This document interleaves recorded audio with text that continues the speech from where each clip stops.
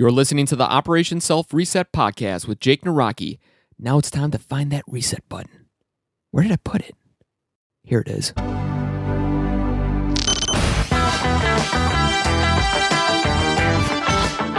Hey guys, and welcome back to Operation Self Reset, the one and only place to change the way you think, act, and believe in yourself. And I want to say thank you guys again for taking the time to listen to this podcast. You guys have really inspired me to continue down this road of providing information for you guys to change the person you are to the person that you want to be. I have been receiving a lot of emails from different types of people, emailing me about their fears, emailing about the issues that are going around in their personal lives, and honestly, It's awesome. I mean, I'm so happy that people are reaching out to me, asking me for not only help, but for suggestions in improving their life. And you know what?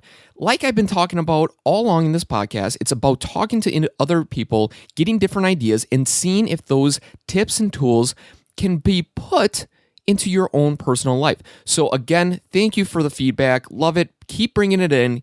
And if you guys have suggestions or you need some help in certain areas of your life, feel free to email me at support@operationselfreset.com, and I will personally get back to you guys. It might take a little bit because I have been getting a lot of emails and stuff like that, but feel free to email me anything that's going good, bad, things you need help changing, or if you just need a quick little tip to keep you on the path to success, let me know and I'll help you out the best that I can.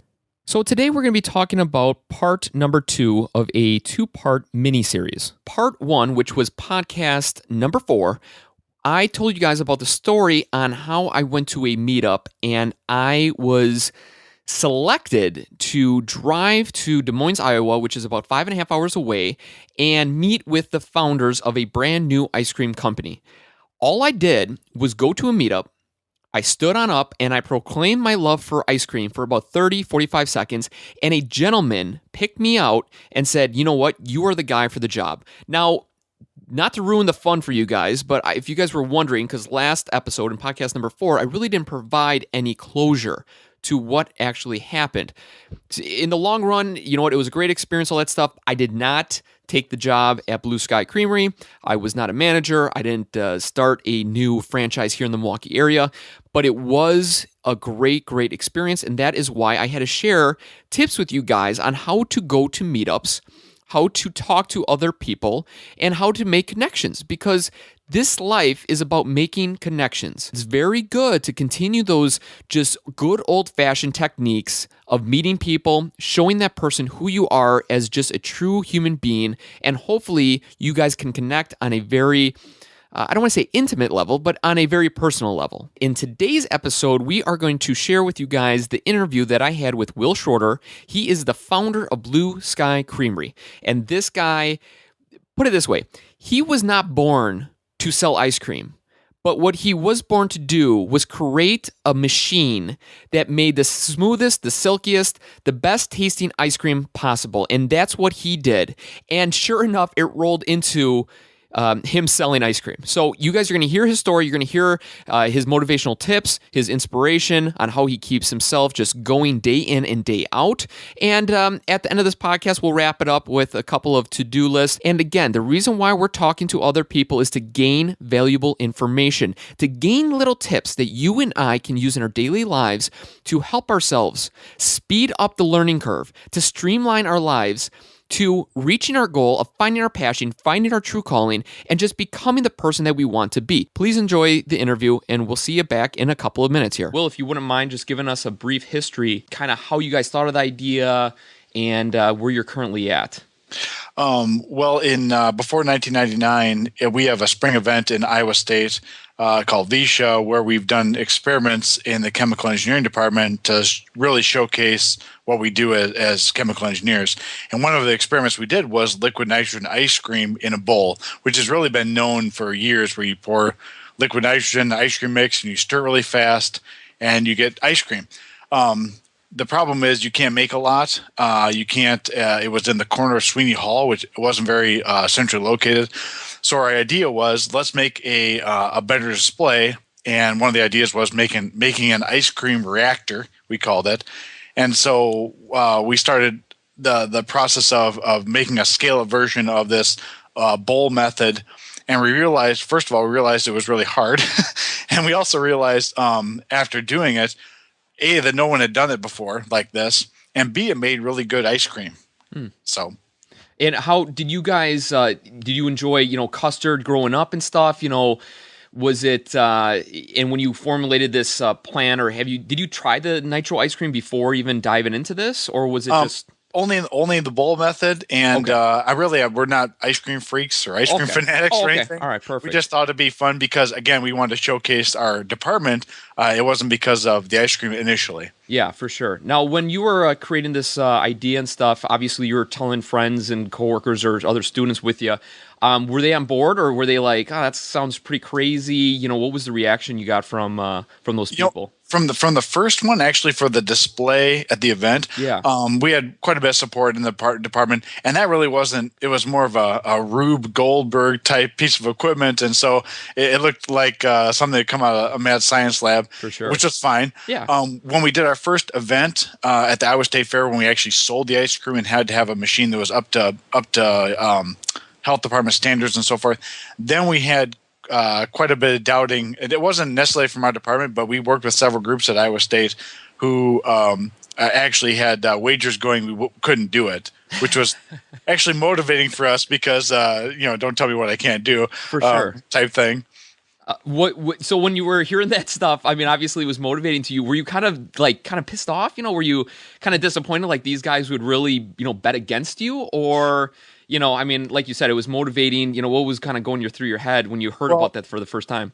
Yeah, good question. This one department, and I won't name it, but this one department was kind of working with us on they're supposed to be for the engineering. They're supposed to be there for certain aspects of the technology development. And really from the beginning, TJ and I thought they were moving too slow. And now give them credit, they're a government facility, and so they're not known for moving fast. But kind of we had the deadline of at August 10th, 2010. We had to be ready to go because that's when the Iowa State Fair started, and so we didn't have time to wait. And if stuff didn't get ordered on Friday, it wouldn't be there on Monday, and they didn't appreciate this. And so it was really quick that we basically took the engineering all off their hands, and we used them as our purchasing facility, and that was it. And so it was periods like that where we identified, they can't do this, and it was frustrating. But at the same point, we said, okay, well, we won't have you do that. We'll just do it ourselves or find somewhere else to do it pretty quickly. So we found other resources. Kind of sliding into a question of like organization. Obviously, especially when you have a deadline of August and you're trying to get things together. This is a new concept. So many things going on. I mean, what was a game plan? If you're to tell like a friend of yours that was totally disorganized and they were trying to start a new business, what was your plan of action? Were you and TJ just on the same page when it came to, writing down, set goals of we got to order this on Monday, we got to call this guy on Tuesday? What was your plan of action? How did you guys stay organized during the whole process? What we did was early on, we did this for several things, but this is for an overall strategy. We made a Gantt chart, a strategy to determine what the critical path was for our launch date, on August 11th. And then we gave ourselves a lot of leeway room because we knew that things didn't happen automatically. And so it came down to, if we had to work all night, we could still do that and meet the deadline versus waiting for a part to come in, waiting for an order to come in. And so, we did that. We mapped out the whole launch date and moved backwards. And then we had to kind of decide which was really critical to have done now and what was needed to keep going and moving forward. Do you feel that you kind of still use that system today? Obviously. Yeah, and in fact, in engineering, actually, this isn't something we came up with. This has been known for quite a while. But when you have a project or you launch, you have a start date for a startup of a oil refinery, or you can launch a food product. That's kind of how you do it. And so we applied that knowledge to it. Now, in this case, you probably have some people who like the people we're working with at Iowa State who didn't necessarily have any skin in the game. Right. And so you have to find different ways to motivate them. In fact, there was this one piece on our first ice cream machine. There was a dispenser, and it was designed where you pull a handle and you get a cone of ice cream. Mm-hmm. Now, if anyone's ever seen our ice cream machine, there is no dispenser, there's no handle, and we actually went over to we were working with ISU Welding at Ames Lab to make this piece.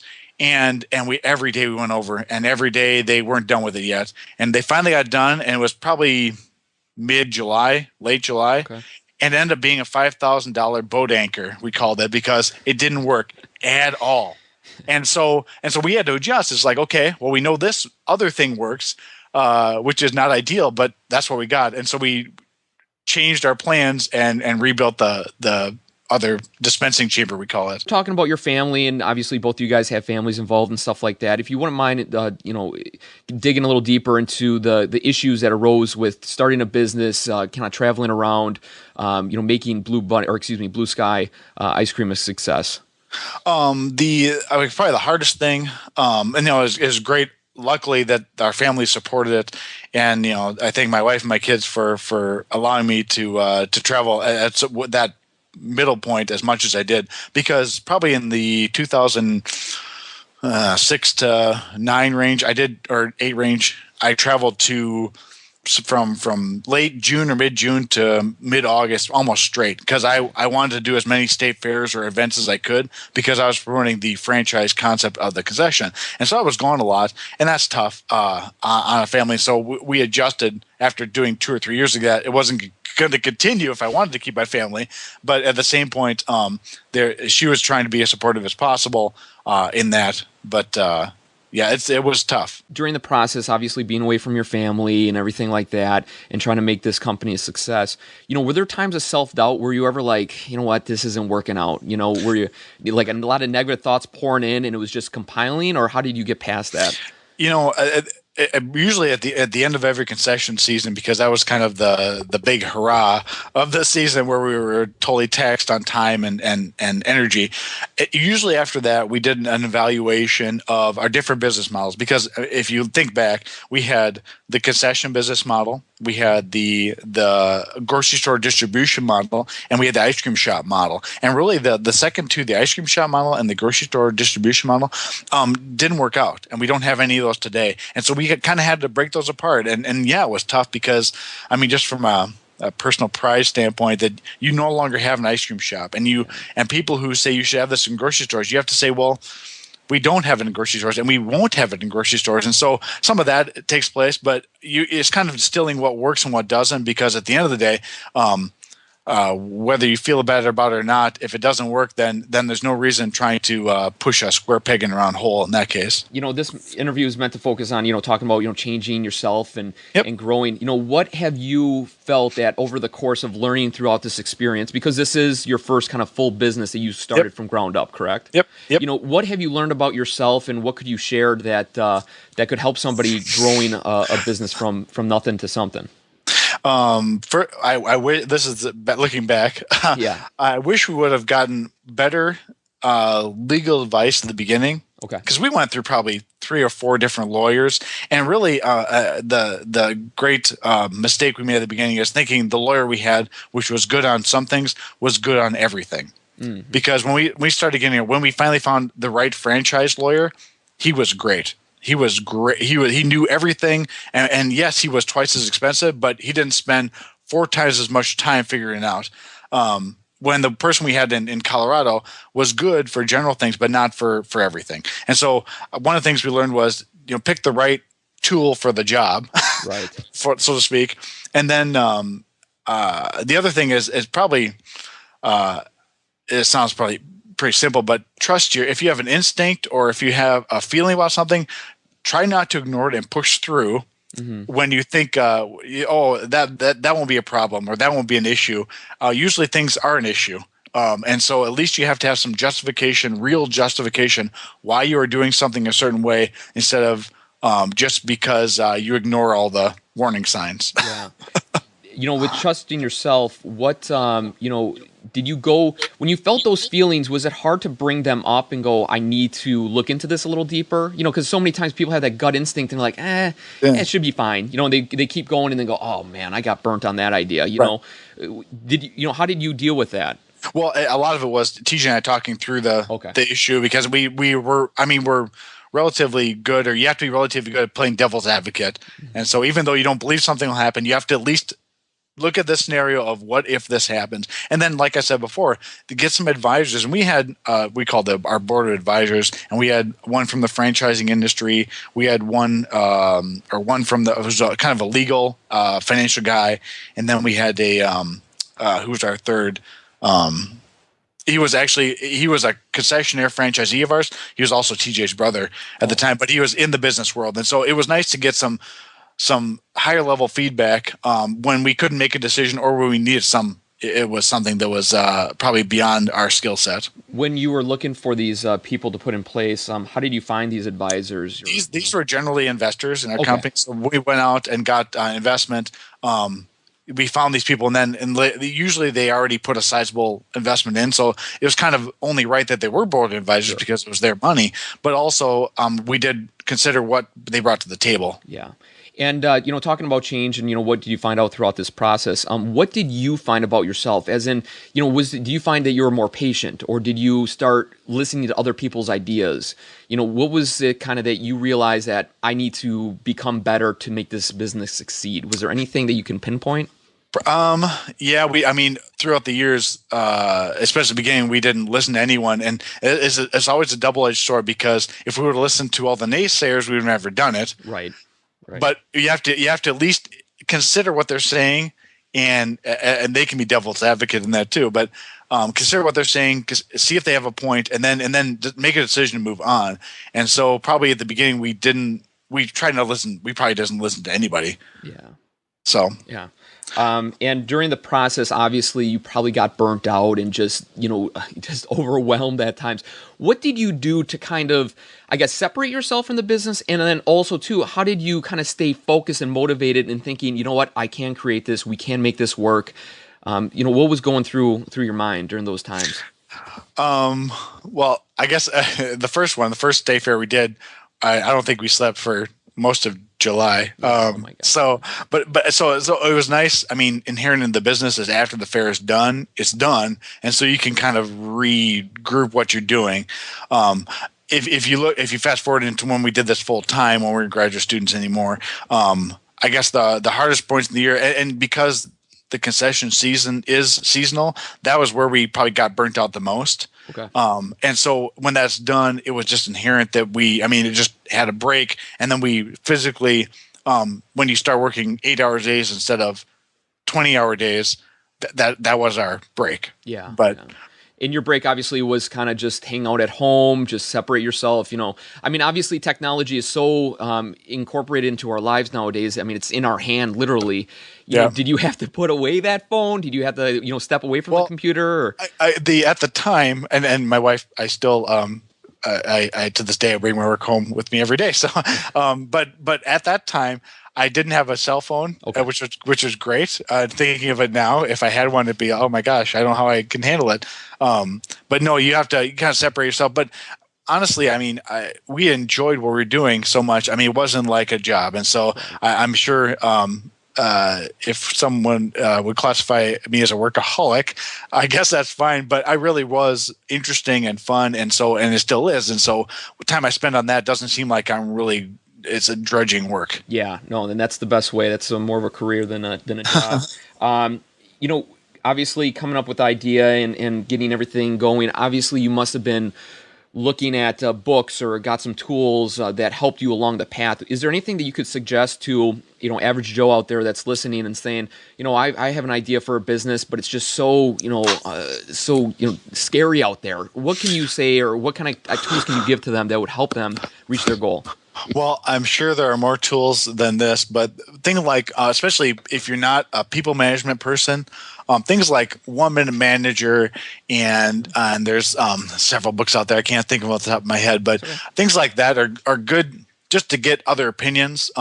Some of the other books, specifically on like franchising, there's one called Franchising for Dummies, but there's several of those books that really you need to inform yourself about the business. As you're talking to your lawyers, as you're talking to your franchisees or potential franchisees, so you really understand what it is. And so if you lack in management strength, at least you have to know what it is. Not that you should become the best manager of the world. I don't think that's possible. If that is not one of your strengths, but you at least need to understand the concept. Right. And to kind of pull this all together, anything else that you can think of that any inspirational moments throughout your time that kind of kept you going? Was there seeing the joy in those kids' faces probably when you first had your stand in August of your first year? Obviously, that was like overwhelming. I mean, you just felt great about yourself. I can only imagine, of the joy that people were like, wow, this is really good, and like you said, it was actually generating money, which is also very beneficial. Any other moments throughout, the last couple of years here that you can think of that really launched you into a better state of mind? The biggest one, I mean, even to this day, and we've been doing this for, it's 12, it's our 13th year. Wow. We've had stands. And even to this day, after all the fairs I've done, I still am surprised and I guess overjoyed, or whatever you want to call it, when people try our ice cream the first time and that wow factor. And so, I mean, that's great motivation to keep going. Obviously, when the fair's over, when you count the money, that's good motivation too. But right. That you really are making something that people enjoy and like, and so that to me that's motivating to me to keep it out there. And then obviously the other comments of people, the fact they say it's fun, or it's their whole stand is about that they have an experience, and so that they continue to say they have one is means we're doing our job like we're supposed to. Yeah.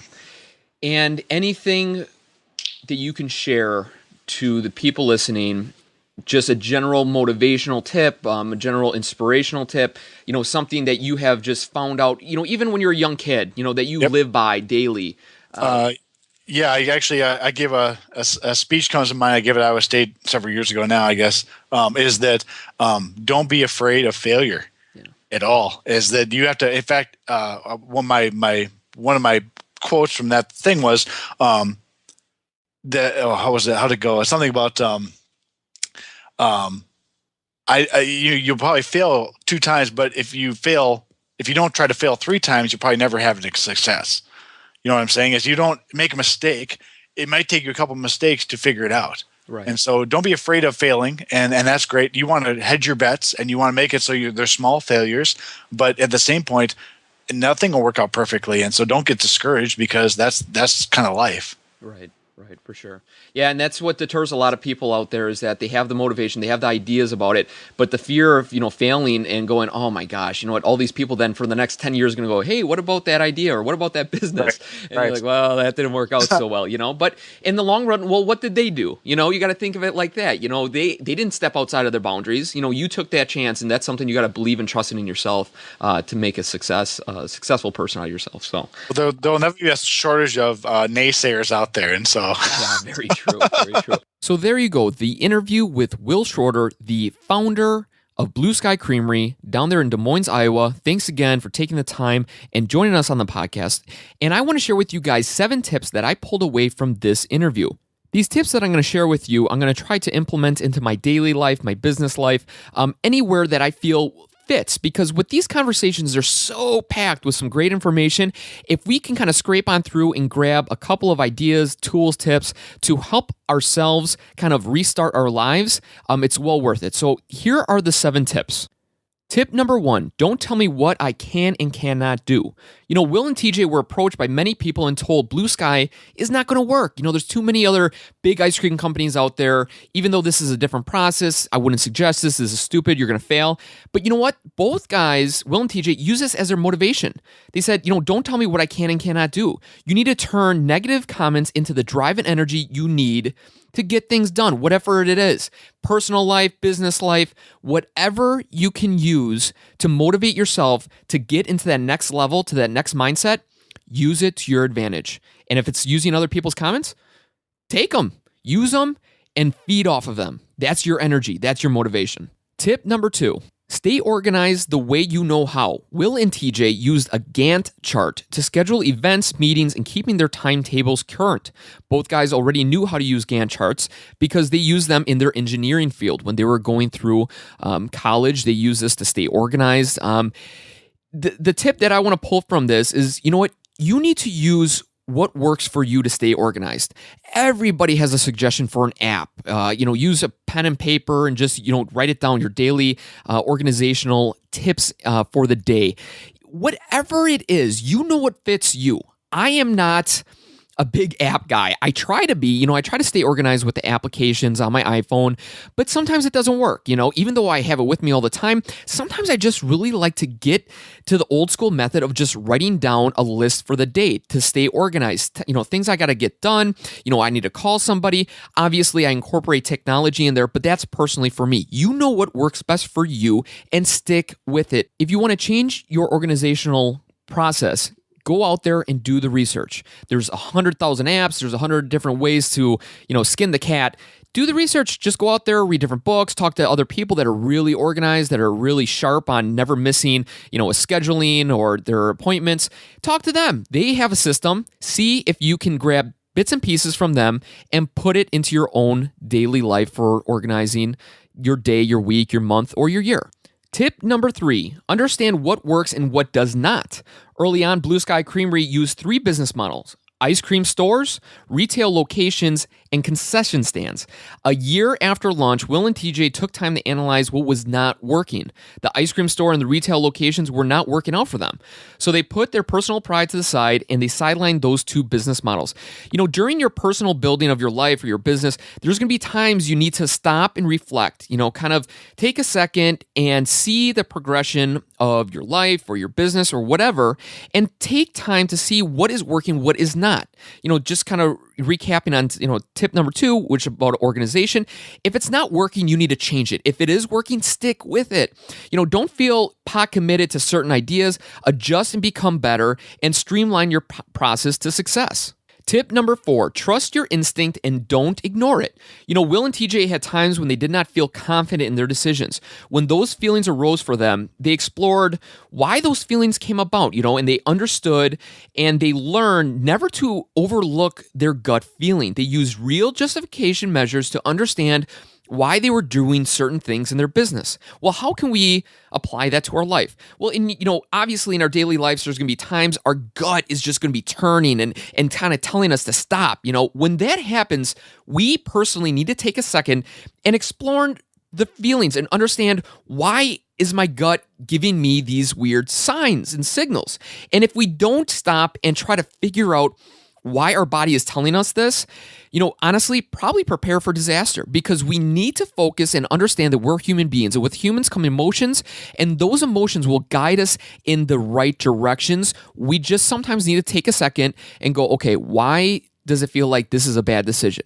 And then you're going to go through your steps and go, okay, A looks good, B is okay, C looks good. So I'm going to focus on, issue B here and figure out what's the reasoning behind it. So that's how we need to understand the feelings that are going on in our body and justify if we should go down that path or we should change our direction. Tip number 5, don't be a know-it-all. Find a coach. Reach on out for somebody that knows more than yourself. Blue Sky Creamery had board of advisors. They hired a lawyer, accountant, and person with prior business experience. When you encounter new territories, seek assistance. It's not a shameful thing to go on out and ask people. It's the classic line, how men driving out there don't like to ask for directions. Well, you know what? When you have to go somewhere, when you have to be somewhere at a certain time, you're not going to just drive around aimlessly. You need to get the directions. You need to know the right way to get there and arrive at your destination. Sometimes, no matter what it is, if it's just, seeking health advice, if it's business advice, financial advice, just goal setting life advice, go and seek those advisors. Go on out there and do the research and find help, because it'll streamline your process, it'll make it easier on you, and then also too, you'll have somebody to guide you along the way. Tip number 6, consider people's opinions even if you don't want to listen to them. Early on, TJ and Will did not want to hear other people's opinions. They felt that they were the only ones that could come up with ideas, the path to success, and the decisions to help the business. They soon learned to consider other people's opinions to help them make wise and healthy decisions for the business, Blue Sky Ice Cream. Too many times, we think we know it all. I'm guilty of that, and I bet you are too. Take time to listen to others. Sometimes they might have better insight. They might have the answer you're trying to find. We can learn, realize, and uncover issues we might have overlooked otherwise. So it's really beneficial, even though your good buddy who is Mr. Know-It-All, who always has a suggestion, who always has something to say, take a second and take it for what it is. you know what? If he has a great idea, use it. If he doesn't, don't worry about it, blow it off, no big deal. Make your own decision. But it's a good idea to hear other people out. They might have insight, they might have done something similar, and it's worth the extra couple minutes. So that's something I learned. And tip number 7, enjoy what you are doing. You know, Will and TJ never wanted to take time off from the business because they loved it. They loved making a product that other people enjoyed. You know, like we talked about in the interview, you know, seeing the expression on people's faces, the wow factor, just the smiles, that is very rewarding. You know, find what you love and you'll never have to work another day in your life again. There you guys go, the 7 tips I pulled away from this interview. If you guys would like to see the links to get the information on the 7 tips, please feel free to go to the website operationselfreset.com/podcast 005. There you'll find the links, you'll find the 7 tips, and also 2 other things mentioned throughout the interview. If you guys also have other suggestions of tips that you guys pulled away from this interview, feel free to leave them in the comment section. And like I stated in the beginning of the podcast, feel free to reach on out to me. support@operationselfreset.com. We'll talk. If you have issues about fear, issues about meeting people, or just tips that you would like to share with the community of people for this podcast, we love to hear them. So thanks again, guys. Again, check me out on Twitter, OP Self Reset, and also too on YouTube. We have a channel there with some great videos. Have a great day. Make it a great day. And also too, get a little crazy, get a little adventurous, and reset your life. Do one thing, change it up a little bit. Take a tip and transform it into your own life-changing event. Just for today, give it a try and see what happens. So take care, enjoy it. We'll talk to you in the next episode.